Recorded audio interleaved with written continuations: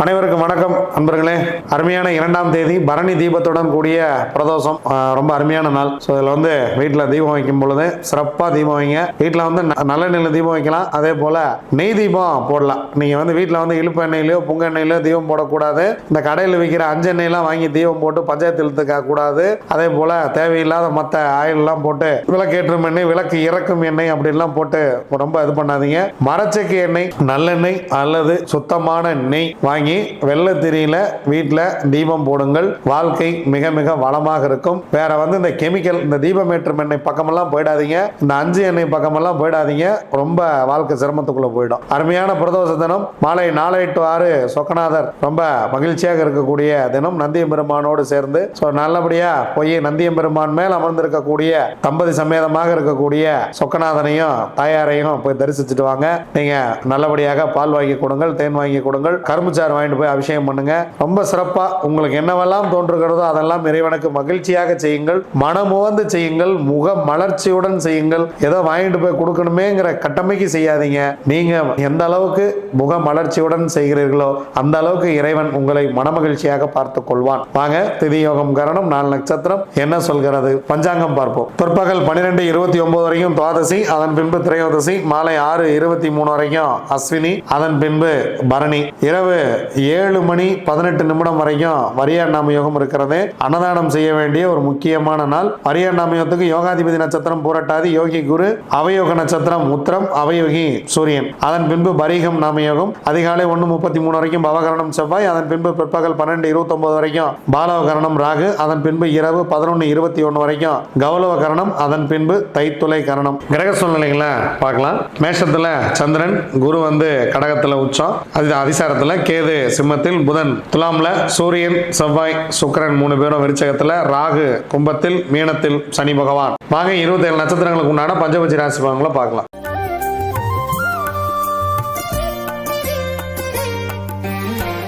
அஸ்வினி, பரணி, கார்த்திகை, ரோகிணி, மிருகசீரிசம் உங்களுடைய பக்ஷி வல்லூர்.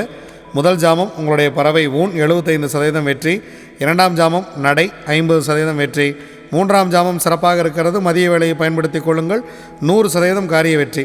ஏன்னா அடுத்த 3 ஜாமம் உங்களுக்கு ரொம்ப ரொம்ப சிறப்பாக இல்லை.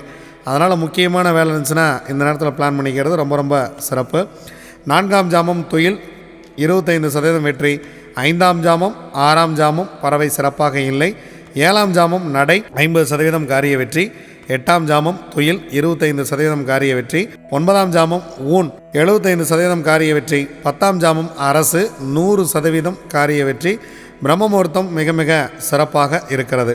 திருவாதிரை, புனர்பூசம், பூசம், ஆயில்யம், மகம், பூரம் உங்களுடைய பக்ஷி ஆந்தை. முதல் ஜாமம் நடை 50% வெற்றி. 2ஆம் ஜாமம் சிறப்பாக இருக்கிறது. முக்கியமான வேலை இருந்தால் இந்த நாளை பிளான் பண்ணிக்கங்க. அடுத்து உங்களுக்கு 2 ஜாமம் சிறப்பாக இல்லை. 2ஆம் ஜாமம் அரசு 100% வெற்றி. 3ஆம் ஜாமம் 4ஆம் ஜாமம் இரண்டும் சிறப்பாக இல்லை. 5ஆம் ஜாமம் ஊன் 75% வெற்றி. 6ஆம் ஜாமம் அரசு 100% வெற்றி. 7ஆம் ஜாமம் உங்கள் பறவை சிறப்பாக இல்லை. 8ஆம் ஜாமம் நடை 50% வெற்றி. 9ஆம் ஜாமம் துயில் 25% வெற்றி. 10ஆம் ஜாமம் பிரம்ம முகூர்த்தம் ஊன் 75% வெற்றி. உங்களுக்கு ஊன் சிறப்பாகவே இருக்கிறது. உத்திரம், அஸ்தம், சித்திரை, சுவாதி, விசாகம் உங்களுடைய பக்ஷி காகம். முதல் ஜாமம் மிக சிறப்பாக துவங்குகிறது. அடுத்த 2 ஜாமம் சிறப்பாக இல்லை. முதல் ஜாமம் ரொம்ப சிறப்பாக துவங்குகிறது. அரசு வேலையில் துவங்குகிறது. எடுக்கக்கூடிய காரியம் 100% வெற்றி. 2ஆம் ஜாமம் 3ஆம் ஜாமம் சிறப்பாக இல்லை. 4ஆம் ஜாமம் ஊன் 75% காரிய வெற்றி. 5ஆம் ஜாமம் நடை 50% வெற்றி. 6ஆம் ஜாமம் ஊன் 75% வெற்றி. 7ஆம் ஜாமம் அரசு 100% காரிய வெற்றி. 8ஆம் ஜாமம் பறவை சிறப்பாக இல்லை. 9ஆம் ஜாமம் நடை 50% வெற்றி. 10ஆம் ஜாமம் பிரம்ம முகூர்த்தம் உங்களுடைய பறவை துயில். முக்கியமான வேலைகள் இருந்தால் தவிர்த்துருங்க. நம்ம தொடர்ந்து சொல்லிகிட்டு இருக்கோம்.